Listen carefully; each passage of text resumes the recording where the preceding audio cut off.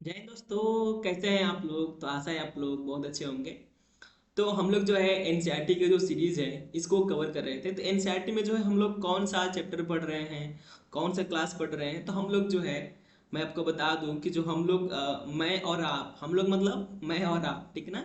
इसमें हम लोग क्या कवर कर रहे हैं, तो एनसीईआरटी का जो क्लास 12 है, एनसीईआरटी हिस्ट्री का, उसको हम लोग कवर कर रहे हैं। ठीक है। ये जो एनसीईआरटी है अपने आप में जो है बहुत महत्वपूर्ण है। ठीक है। तो आपको इसे जो है बिल्कुल हल्के में नहीं लेना है, इसको पढ़ना है, इसको रीडिंग करना है, समझना है। ज़्यादा से ज़्यादा क्या करना है, समझना है। और मैं भी आपको उससे क्या करना चाहता हूँ ना, ज़्यादा से ज़्यादा आपसे जो इंटरेक्ट करना चाहता हूँ। मतलब इंटरेक्ट मतलब क्या है कि आप जो है अपने डाउट जो है पूछ सकें, निसंकोच अपना डाउट पूछ सकें। कोई आपको कहीं अगर प्रॉब्लम आती है तो हमसे डायरेक्ट पूछें। ठीक है। तो हम लोग जो कल पढ़ रहे थे, तो हम लोग इसके बारे में पढ़ रहे थे, तो हड़प्पा सभ्यता के बारे में, ठीक है ना। तो हड़प्पा सभ्यता के बारे में हम लोग पढ़ रहे थे। तो ये टॉपिक जो है हम लोगों ने यहाँ से देख लिया है। तो क्या क्या हम लोगों ने कल पढ़ा था, आपको मैं बता दूं। तो हम लोग कल पढ़े थे पुरातात्विक स्रोत किसे कहते हैं। तो पुरातात्विक स्रोत जो आपको यहाँ पर दिया हुआ है, जैसे कि आवाज, आवास हो गए, मृदभांड होंगे। तो ये चीजें थी। ठीक है। फिर कल कल मैंने आपको ये समझाया था। ठीक है। और कल हम लोगों ने क्या देखा था, तो इस पॉइंट को देखा था और इस फिगर को देखा था। तो यहाँ तक जो है हम लोगों का एंजाइटी का जो एक जो पहला जो चैप्टर है, उस चैप्टर का जो यहाँ तक जो हिस्सा है कंप्लीट हो चुका है। ठीक है। नेक्स्ट हम लोग को पढ़ना है निर्वाह के तरीके। किसके निर्वाह के तरीके की बात हो रही है यहाँ पर, तो जो सिंधु घाटी सभ्यता के लोग हैं, ठीक है। यानी जिसे आप हड़प्पा सभ्यता भी कहते हैं। याद रखेंगे कि आपके एग्जाम के लिए बहुत इंपॉर्टेंट है।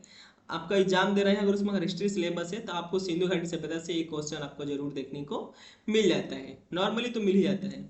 तो जो हड़प्पा सभ्यता है, ठीक है ना, क्या है हड़प्पा सभ्यता। तो हड़प्पा सभ्यता के जो लोग हैं, इनके जीने के तरीके कौन कौन से हैं, तो वो चीजें यहाँ पर हम लोग समझ रहे हैं। ठीक है। विकसित हड़प्पा जो है संस्कृति कुछ ऐसे स्थानों पर पनपी जहां पहले आरंभिक हड़प्पा संस्कृतियां अस्तित्व में थी।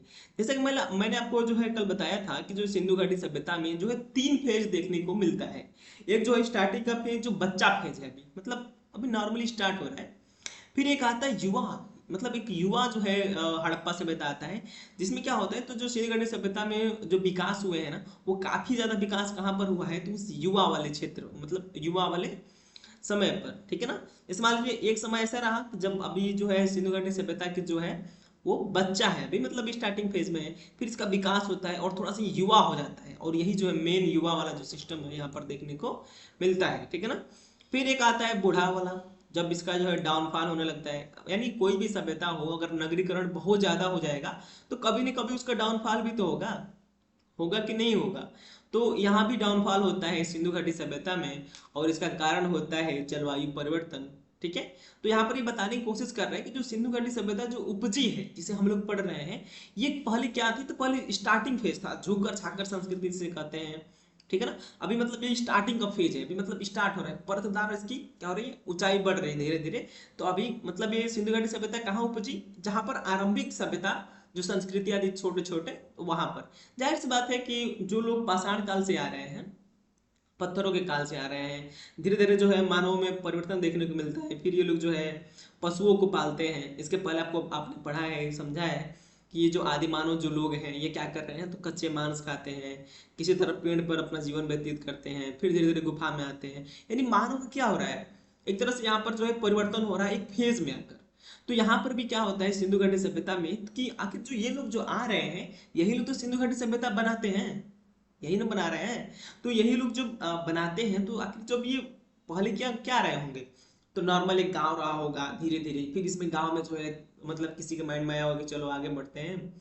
तो उसमें जो है कृषि का जो है धीरे धीरे जो है मतलब क्या होता है, तो जो कृषि का जो क्या कह सकते हैं जो हिस्सेदारी है वो थोड़ा बड़ा होगा, जानवर जो पाल रहे होंगे उसकी थोड़ी सी बढ़ोतरी हुई होगी। तो इसी से स्टार्ट हुआ होगा हड़प्पा सभ्यता, और हम लोग जो है इसी को प्रथम नगरीकरण सभ्यता कहते हैं। फिर धीरे धीरे क्या हुआ, ऐसा क्यों कहते हैं नगरीकरण, तो क्योंकि यहाँ पर उन्नत हो गया, डेवलप हो गया, एक बेहतर डेवलपमेंट हो गया। जैसे कि आज का जो है जो देश है हम लोगों का, भूटान देश है। आपको पता होगा कि जो है भूटान में जो है गरीबी उरीबी बहुत ज़्यादा है, कुछ यहाँ पर भौगोलिक कारण भी है। जैसे कि वहाँ पर कृषि उर्षि लायक उतनी जमीन नहीं है शायद। ठीक है। जब हम लोग ज्योग्राफी पढ़ेंगे तो वहाँ पर देखेंगे। तो मान लीजिए अगर कल को क्या होता है कि वहाँ पर जो है विकास हो जाए, विकास हो जाए और आमूलचूल विकास हो जाए, तो आखिर वहाँ पर कहेंगे ना कि हाँ एक नगरीकरण बन गया है, ऐसा होता है कि नहीं होता है? तो ठीक वैसे यहाँ भी जो है मानव अभी शुरुआत कर रहे हैं और एक सभ्यता से निकल करके एक बहुत बड़ी सभ्यता में ये लोग पहुंचते हैं, जिसे सिंधु घाटी सभ्यता कहते हैं। तो ये स्टार्टिंग कहाँ से हुए थे? जो छोटे छोटे अभी स्टार्टिंग जो हुई थी वहीं से। इन संस्कृतियों में कई तत्व जिनमें निर्वाह के तरीके शामिल हैं, ठीक है। अब शामिल है वो क्या है? तो समान थे।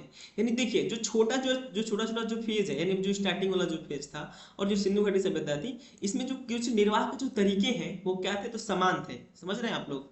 जैसे कि एक छोटा मतलब जब स्टार्टिंग हुआ होगा वहां का तरीका, फिर ये जो है बड़े हो गए होंगे तो उनका दोनों का तरीका, क्योंकि दोनों लोग सेम ही है तो दोनों का जो है जो तरीका है निर्वाह करने का वो सेम ही देखने को मिलता है, मतलब एक समान देखने को मिलता है, ठीक है। हड़प्पा सभ्यता के निवासी कई प्रकार के पेड़ पौधों से प्राप्त उत्पाद और जानवरों, जिनमें मछली भी शामिल है, इससे क्या करते थे? तो भोजन प्राप्त करते थे। सिंधु घाटी सभ्यता के लोग क्या करते थे? तो किससे भोजन प्राप्त करते थे? तो पेड़ पौधों से, ठीक है। पेड़ पौधों से जो उत्पाद होते हैं, जैसे फल वल आप मान सकते हैं, ठीक है ना। और जो जानवर है, जानवर में क्या है, मतलब और सारे जो जानवर भी ये लोग खाते हैं, ठीक है। जिसमें ये लोग क्या खाते हैं? तो मछली भी खाते हैं इसमें, मतलब ये लोग मांसाहारी भी है। ऐसा मत सोचेगा कि नहीं अभी जो है स्टार्टिंग में जो है कुछ अभी देख रहे हैं अभी कच्चे मांस लोग खा कर आए हैं, तो फिर ये लोग छोड़ेंगे कैसे, ठीक है।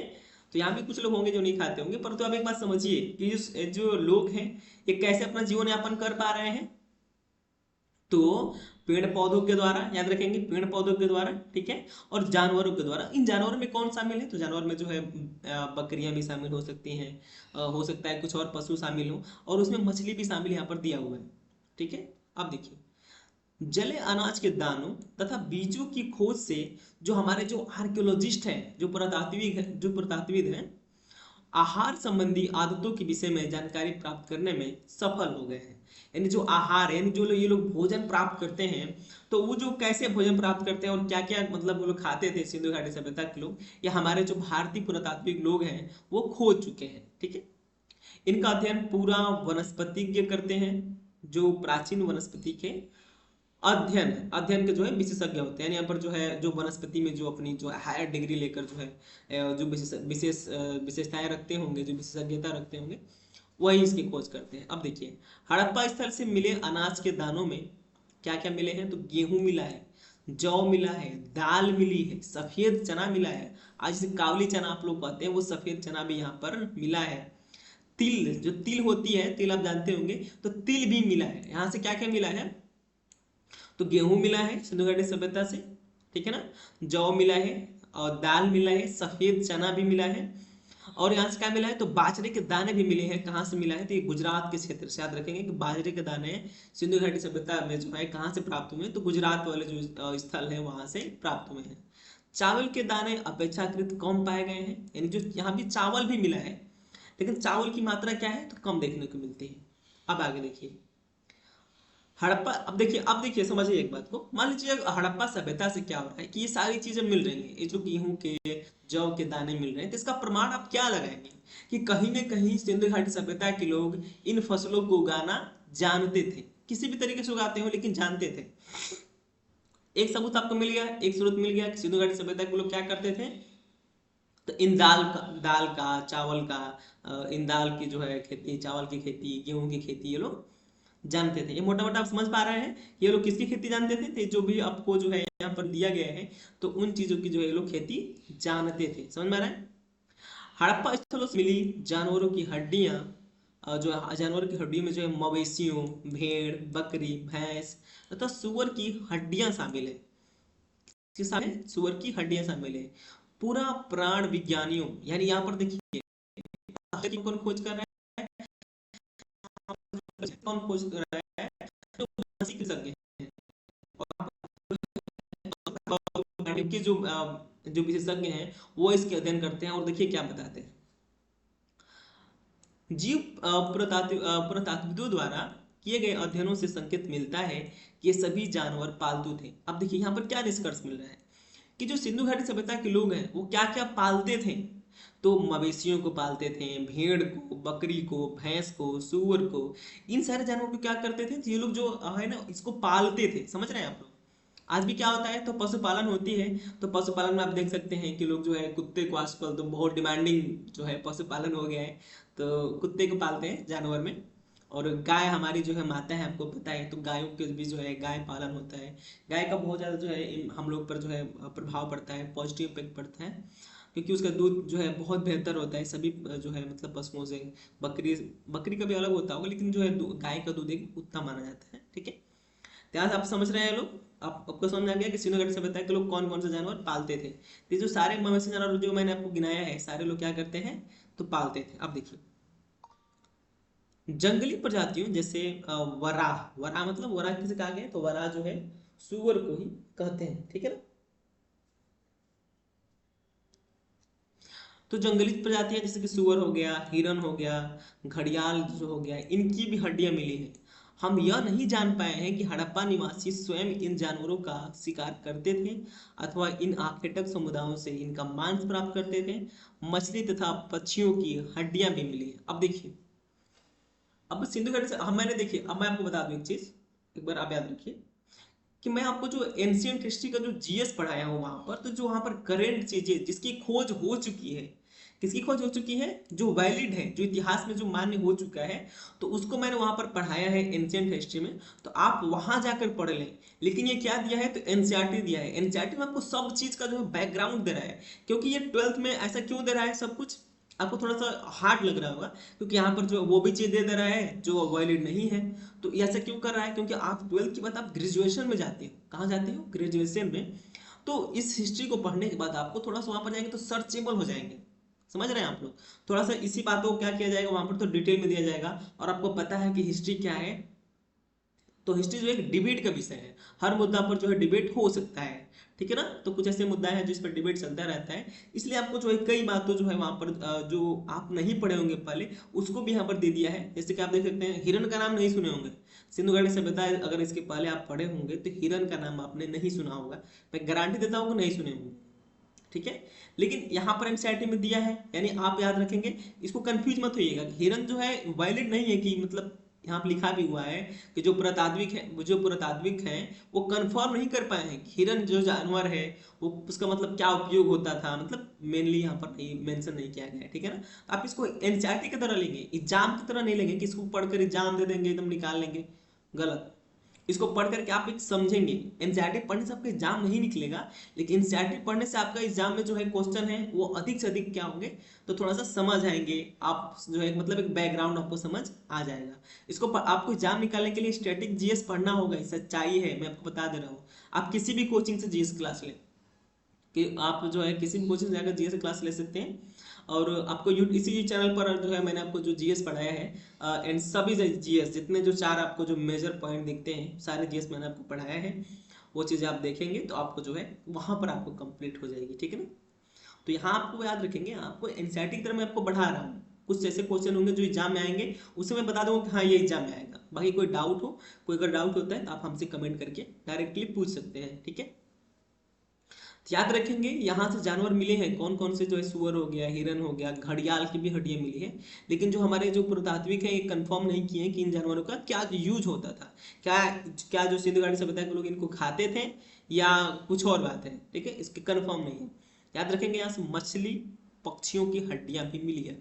अगर एग्जाम आपको पूछ देता है कि पक्षियों की हड्डियां सिंधु घाटी सभ्यता से मिली है, तो हाँ मिली है। ठीक है ना। यहाँ देख लीजिए, कुछ शहर का नाम दिया हुआ है।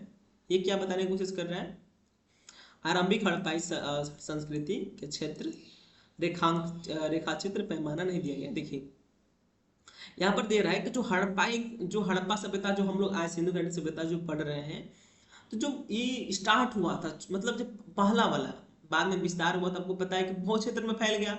ऊपर जो है ऊपर जो है क्या कहते हैं, मांडा जिले से लेकर नीचे जो दैमाबाद है वहां तक फैल गया।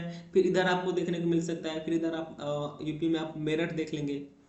ठीक है। तो इसका जो चारों जो दिशाएं बढ़ गई, इसका क्षेत्र बढ़ गया। लगभग 13 लाख स्क्वायर किलोमीटर में सिंधु घाटी सभ्यता फैल गई। लेकिन स्टार्टिंग फेज कहाँ रहा, तो वो यहाँ पर दिया है कि जो स्टार्टिंग जो सिंधु घाटी सभ्यता थी, वो आमरी नाल जो जगह है वहां पर थोड़ा थोड़ा आपको देखने को मिलता है। फिर जो है दम्ब सादात एक जगह है, वहां पर आपको देखने को मिलता है। जो कोट दीजी है वहां पर थोड़ा सा देखने को मिलेगा।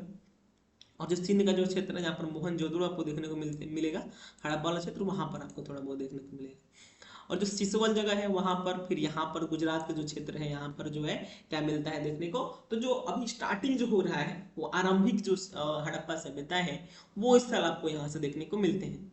आशा है आप लोग समझ गए।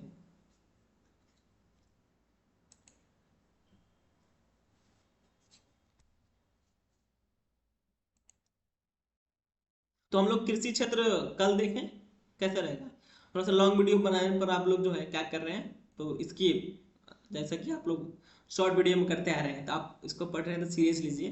तो इसको हम लोग कल देखेंगे यहाँ से कृषि प्रौद्योगिकी को, ठीक है ना। मन तो बना कर आए थे कि आपको सारा पढ़ा दें कृषि प्रौद्योगिकी का ही, ठीक है ना, लेकिन आपको पता है कि 20 मिनट से अगर वीडियो ज़्यादा होगा तो आप लोग स्किप कर देंगे।